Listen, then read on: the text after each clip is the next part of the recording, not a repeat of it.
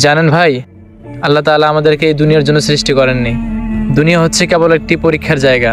যে ব্যক্তি ভালো কাজ করবে সে পরকালে জান্নাতে যাবে, আর যে ব্যক্তি খারাপ কাজ করবে সে পরকালে জাহান্নামের শাস্তি ভোগ করবে। কিন্তু আমার তো মনে হয় জীবনটা উপভোগ করার জন্য।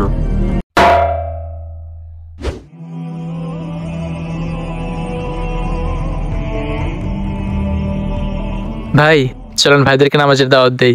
চলেন। আসসালামু আলাইকুম ভাইয়ারা, কেমন আছেন?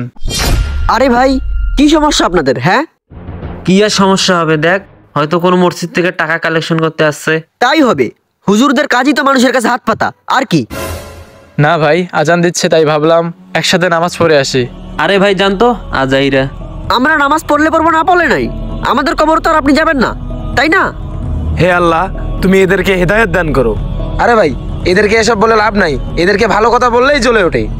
যেভাবেই হোক ভাইদেরকে দিনের পথে আনতেই হবে। ভাই চলেন যাই।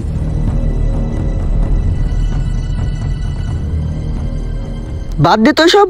হুজুরদের খেয়ে দিয়ে কোনো কাজ নেই, শুধু রাস্তাঘাটে দেখলে নামাজে চলেন, নামাজে চলেন, নামাজে চলেন। আরে ভাই, দুনিয়াতে থাকবোই বা কতদিন? একটু একটু ফুর্তি না করলে হয়? ঠিক বলেছিস, দুনিয়া তো আনন্দের জন্য। নামাজ রোজা এসব তো মুরব্বীদের কাজ।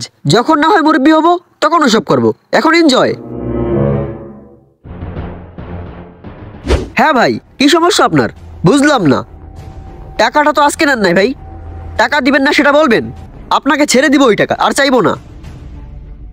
না না, ওটা হবে না ভাই। এই টাকা না দিলে না আপনাকে দাবিতে রাখবো, বুঝছেন না? হ্যাঁ হ্যাঁ। আসসালামু আলাইকুম। কিরে, সেদিনকার হুজুর দুইটা না? হ্যাঁ। এই ভাই, কি সমস্যা আপনাদের? হ্যাঁ, যেখানে যাই সেখানে ঝামেলা করেন। চুলকানি আছে নাকি আপনাদের? হ্যাঁ দেখেন ভাইয়া, আমাদের কোথাও চুলকানি নাই। একটা কথা বলি শোনেন, গত কিছুদিন আগে যখন আপনাদের নামাজের দাওয়াত দিলাম, কিছু দূর যাওয়ার পর আপনারা কি বললেন? যে নামাজ রোজা তো মুরব্বীদের কাজ। আরে ভাই, আমাদের এই জীবন শুধু দুনিয়ার জন্য না, মৃত্যুর পরেও আমাদের একটি জীবন আছে। আরে রাখেন তো হুজুর, আপনার ওইসব না অনেক পুরোনো কথা। আমরা হচ্ছি মডার্ন যুগের ছেলে পেলে। যান তো এখান থেকে, যান। নিজের সরকার আগে তেল দেন, যান। এই জিগরুল্লাহ ভাই, ভাই আপনার সাথে একটু কথা আছে। জি ভাইয়া বলেন। ভাই অনেক চিন্তায় আছি। ছোট ভাই শিমুল দিনে দিনে অনেক বদলে যাচ্ছে। দিনে দিনে খারাপ বন্ধুদের সাথে মিশে নামাজ কালামেও যাচ্ছে না, আর ধীরে ধীরে পথভ্রষ্ট হয়ে যাচ্ছে। হ্যাঁ ভাই, ওনাকে যেভাবেই হোক দিনের পথে আনতে হবে। দেখি কি করা যায়। আচ্ছা ভাই, ঠিক আছে, দোয়া রাখবেন ঠিক আমাদের আছে। জন্য।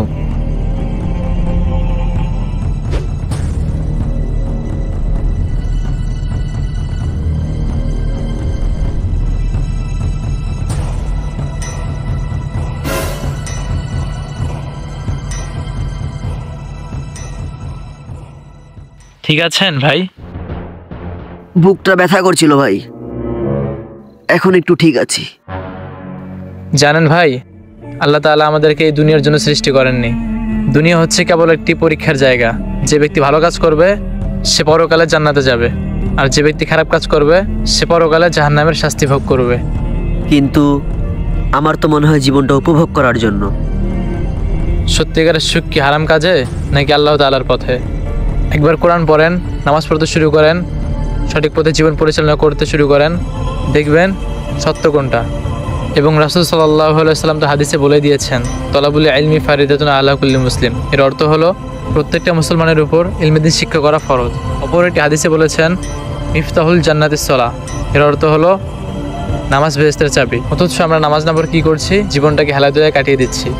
কিন্তু ভাই, আমি তো কোরআন পড়তে জানি না। সমস্যা কি? এখন থেকে শিখবেন।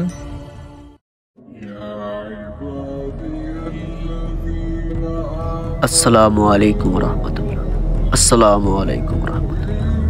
হে আল্লাহ, জীবনে অজান্তে কত ভুল করেছি আল্লাহ, কত গুনাহ করেছি আল্লাহ। আমার গুনাহের দিকে না তাকাই আল্লাহ, আপনার রহমতের দৃষ্টিতে আমাকে ক্ষমা করে দিন।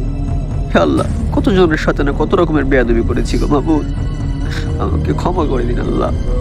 আপনার দিনের পথে থাকার তৌফিক দিন আল্লাহ।